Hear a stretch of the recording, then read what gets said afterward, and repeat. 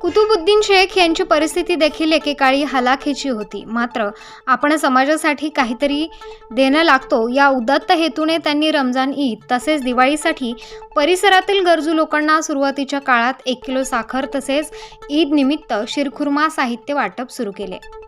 20 वर्षापूर्वी सुरू केलेले हे कार्य आजपर्यंत अविरत सुरू आहे.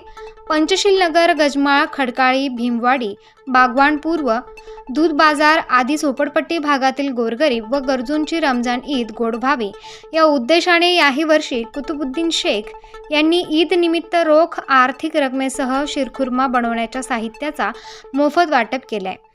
हा उपक्रम गेल्या 20 वर्षांपासून अविरतपणे सुरू आहे. हातावर पोट असलेले गरजू झोपडपट्टीत राहणाऱ्या कुटुंबाची रमजान ईद गोड व्हावी, प्रत्येक घरात रमजान ईदचा आनंद साजरा व्हावा या उद्देशाने विविध सामाजिक संघटना सणासुदीला लोक उपयोगी कार्य करतात. यातून प्रेरणा घेत कुतुबुद्दीन शेख हे रमजान महिन्यात किस्मत बाग जनमाला परिसरात शिरखुर्मा साहित्याचं वाटप करतात. पत्नीच्या निधनानंतरही कुतुबुद्दीन शेख यांनी ही परंपरा आजही कायम ठेवली आहे. गरजूंना रोख स्वरूपात आर्थिक रकमेचे तर अनेकांना शिरखुर्मा बनवण्याचे साहित्य, खोबरे, काजू, बदाम, चारोळी यासह किशमिश व खसखस याचे मोफत वाटप करतात. मशिदीच्या आवारात नमाज पढण्यासाठी शेकडो जादमाचेही वाटप करण्यात आले. विशेष म्हणजे 3 वर्षापूर्वी शेख यांच्या पत्नीचे हृदयविकाराच्या झटकेने निधन झाले. मात्र उपक्रमात खंड पडू नये म्हणून हे दुःख बाजूला सारत शेख यांनी सामाजिक उपक्रम अविरत सुरू ठेवला आहे.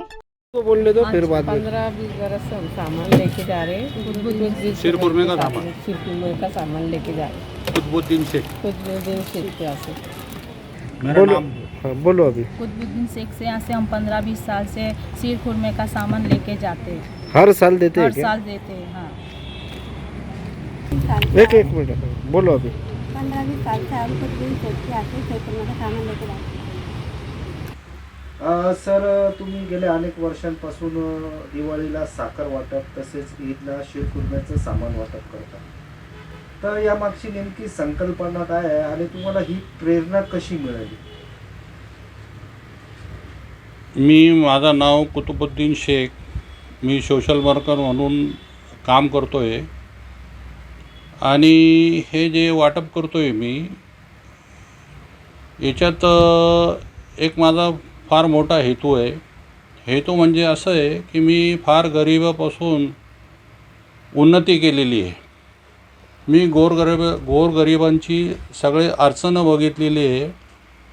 त्यामुळे हिंदू असो किंवा मुस्लिम असो सगळे समाजाला मी प्रत्येक दिवाळीला आणि रमजान ईदला मदत करत असतो. दिवाळीला मी 5 किलो साखर एका व्यक्तीला देत असतो आणि रमजानला शिरखुर्म्याचा जो साहित्य असतो ते वाटप करतो. सर, पहिल्या वर्षी जेव्हा तुम्ही सुरुवात केली साधारण त्यावेळेस किती साखर वाटली होती? सुरुवातीपासून मी कमीत कमी 100 ते 150 लोकांना वाटप केली आणि प्रत्येक माणसाला 1 किलो साखर देत असतो. त्यावेळेला एका व्यक्तीला 1 किलो साखर द्यायचो 20-25 वर्षापूर्वी, म्हणजे 2000 सालीपूर्वी. जसं जसं देवाने उन्नती केली तसं ते मी त्याच्यात वाढ केली आणि पुढे पण मी असं देवाने जर अजून दिलं तर मी अजून लोकांची मदत करणार, गोरगरिबांची मदत करणार. माझा हेतू हाच आहे. त्यामुळे मनाला एक मोठं समाधान वाटतो. असं आता मागच्या वर्षी मी तुम्ही दिवाळीला साखर वाटली, बरं, तर प्रत्येकी माणसाला तुम्ही किती किलो साखर दिली होती? एका व्यक्तीला 5 किलो साखरेचा पॅकेट. असा अंदाजे किती क्विंटल साखर तुम्ही वाटप केलं? आता मागच्या वर्षी आम्ही 10 टनाच्या आसपास म्हणजे साखर वाटप केलेली आहे. आणि ही जी तुम्ही सेवा करता ही पुढेही अशीच अविरत सुरू ठेवणार आहात? पुढे मी ही सेवा अशीच ठेवणारे. मी जगामध्ये असलो किंवा नसलो, माझ्या मुलांना हेच प्रेरणा दिलेली आहे का आपण काम करत राहायचं. चांगलं कामाला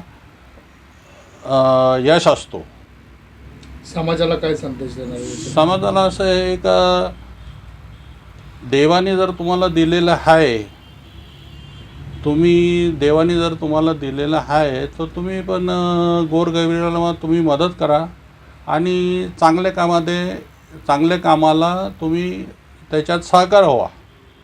स्टार न्यूजसाठी मोहसिन पठाण, नाशिक.